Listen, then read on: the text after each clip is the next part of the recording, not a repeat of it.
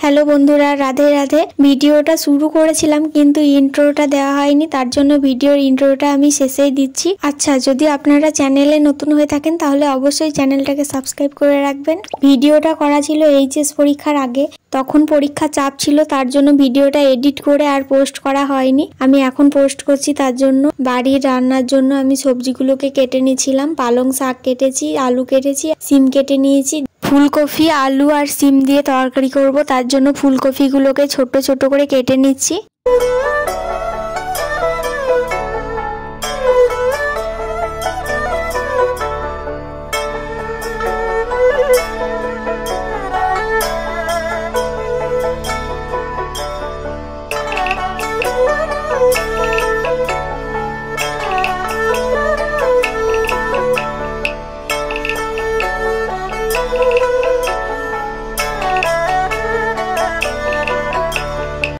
সবজি কাটার পরে জিরে, আদা, রসুন বেটে নিচ্ছি শিলের মধ্যে।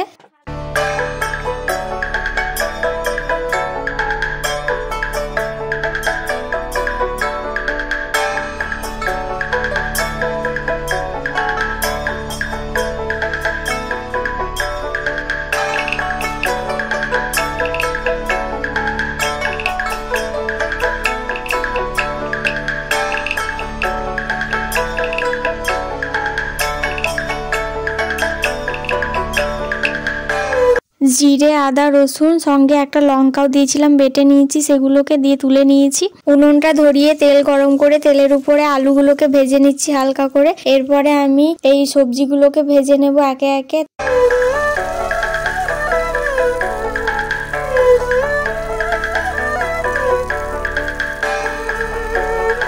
কড়াইয়ে তেল গরম করে পেঁয়াজটাকে ভাজার জন্য দিয়ে দিলাম। পেঁয়াজটাকে একটু ভেজে নিয়ে যেই মশলাটা করেছিলাম সেই মশলাটা দিয়ে দিচ্ছি। পরিমাণ মতন হলুদ দিয়ে দিলাম, তারপরে দিয়ে দিচ্ছি পরিমাণ মতন লবণ। মশলাটা একটু কষিয়ে তারপরে সবজিগুলোকে দিয়ে দিচ্ছি।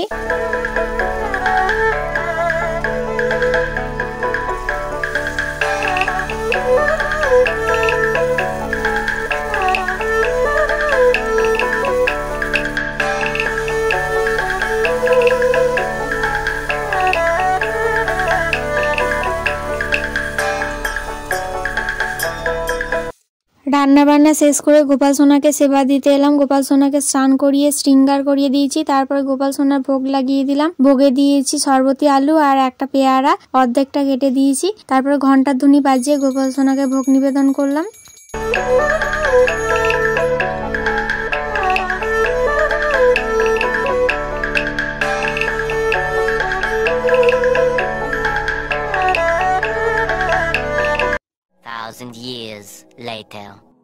খাওয়া দাওয়া করে রেস্ট করে বিকেলবেলা রেডি হয়ে বেরোচ্ছি বাইরে যাওয়ার জন্য। চলে এসেছি দক্ষিণগ্রাম, আর এখানে আমরা প্রায় টাইমে আসি। চলুন কিছু একটা অর্ডার দেওয়া যাক। দুজনের জন্য 2টো চিকেন চপ অর্ডার দিয়েছিলাম, তো আমরা খেয়ে নিই, তারপরে বাড়ি গিয়ে আপনাদের সঙ্গে আবার কথা হচ্ছে।